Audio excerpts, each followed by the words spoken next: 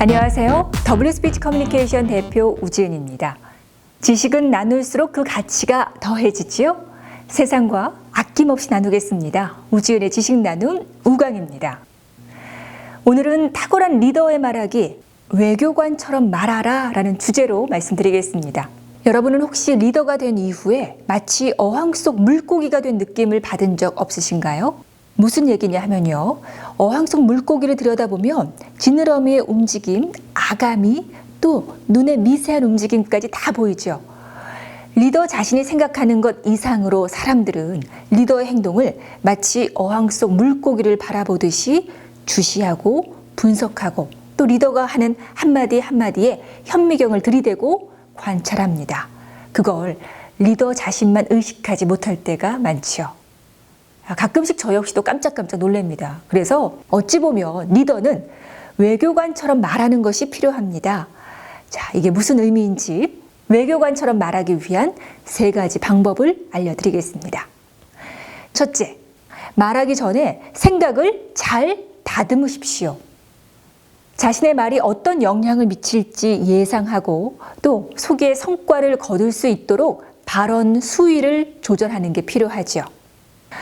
리더는 별뜻 없이 한 말이더라도 힘의 역학 때문에 생각지 않은 무게가 실려서 불필요한 오해를 불러일으키기도 하는데요. 이런 문제를 피하려면 말하기 전에 듣는 사람의 입장을 감안하면서 스스로에게 이런 질문을 하는 것도 좋습니다.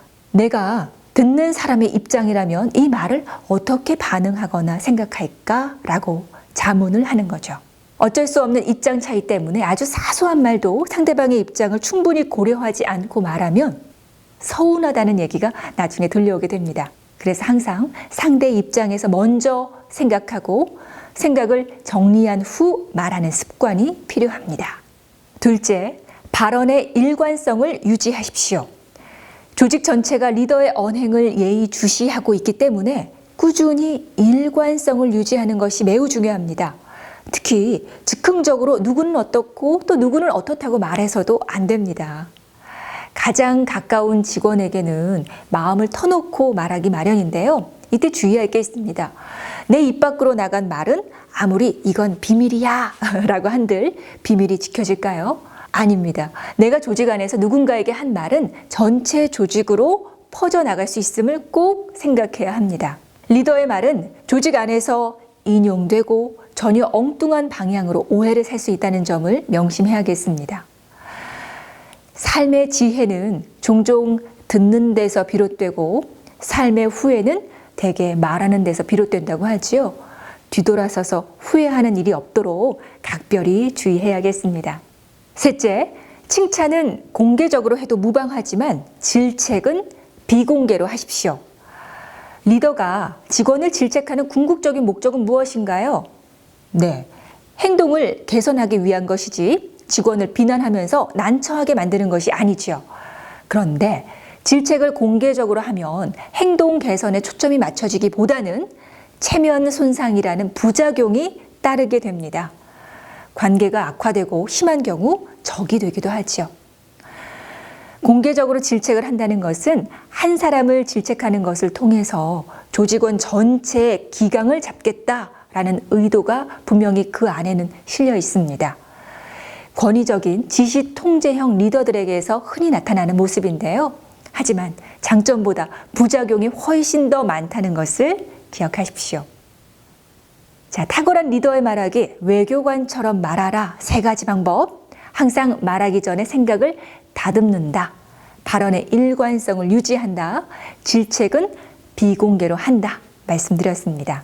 질책에 대한 이야기를 조금 더 하자면 리더의 말하기에서 가장 어려운 부분이 아닐까 싶어요.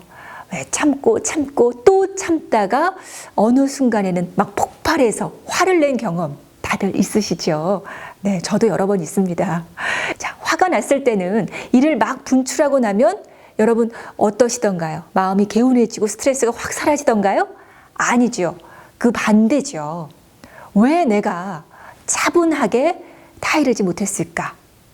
내 리더십 수준이 이 정도밖에 되지 않는단 말인가?